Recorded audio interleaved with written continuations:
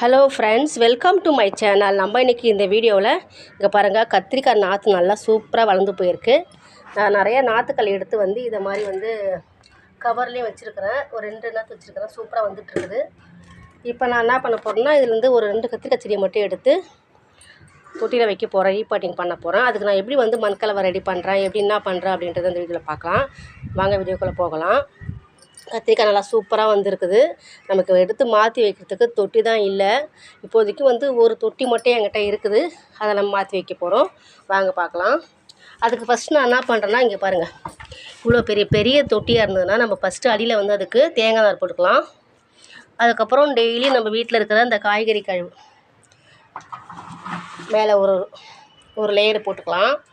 அதுக்கப்புறம் இங்கே பாருங்கள், இது இந்த தொட்டிலேருந்து நான் எடுத்த பழைய மண் தான். இதை தான் நான் போட போகிறேன். இதில் நான் எந்த ஒரு உரமும் இப்போதைக்கு கலக்கலை. இப்போதைக்கு இந்த காய்கறி கழுவு போட்டதோடு சரி. இந்த மண் கலவை மட்டும் நான் இப்போ போட போகிறேன்.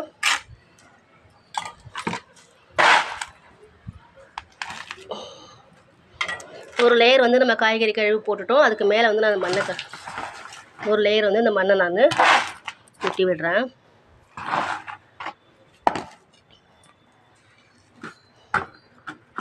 இப்போ அடுத்தது என்ன பண்ண போகிறேன்னா, திருப்பியும் இருக்கிற காய்கறி கழுவு தான் நான் போட போகிறேன்.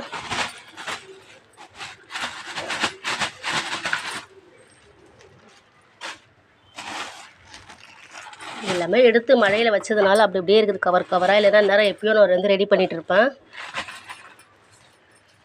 ஒன்றும் பிரச்சனை இல்லை. எல்லாமே மக்கி நமக்கு உரமாயிடும். பாருங்கள், இப்போ இது மேலே திரும்ப நான் இப்போ மண் கலவையே போட போகிறேன்.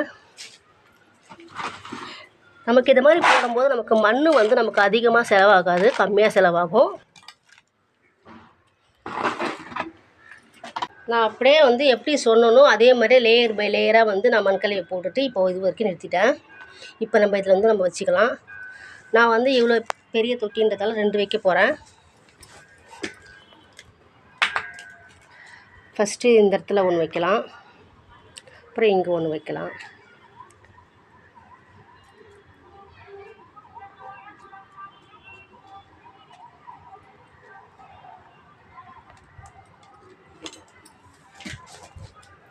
நல்லா வளர்ந்த செடியாகவே எடுக்கலாம். நல்லா பெருசாக வளர்ந்துருக்குது செடி.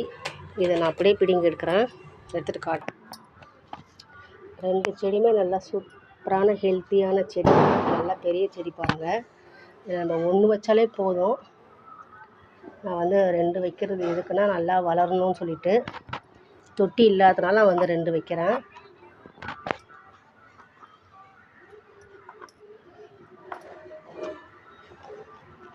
இந்த செடி எப்படி வளர்ந்து வருதுன்றதை நம்ம நெக்ஸ்ட் வீடியோவில் பார்க்கலாம். மேலேயும் கொஞ்சம் நல்லா மண்ணை போட்டு விட்டுட்டு நல்லா அமுத்தி விட்டுடுங்க. இப்போ மழை காலன்றதால வைக்கலாம். நம்ம செடி தாராளமாக வச்சு வைக்கலாம். சூப்பராக வளர்ந்து வரும். நம்ம வச்சுட்டோம். இப்போ நம்ம தண்ணி ஊற்றிக்கலாம். மழை பெஞ்சாலும் நம்ம தண்ணி ஊற்றும் போது நம்ம கொஞ்சம் நல்லாவே நிறையாவே ஊற்றி விடணும். ஃபுல்லாக ஊற்றி விட்டுடலாம். அவ்வளோதான். அந்த செடி எப்படி வளர்ந்து வருதுன்றதை நம்ம நெக்ஸ்ட் வீடியோவில் பார்க்கலாம். அவ்வளோதான் ஃப்ரெண்ட்ஸ். இந்த வீடியோ உங்களுக்கு பிடிச்சிருந்ததுன்னா லைக் பண்ணுங்கள், ஷேர் பண்ணுங்கள், சப்ஸ்கிரைப் பண்ணுங்கள். Thank you friends. தேங்க்யூ ஃபார் வாட்சிங்.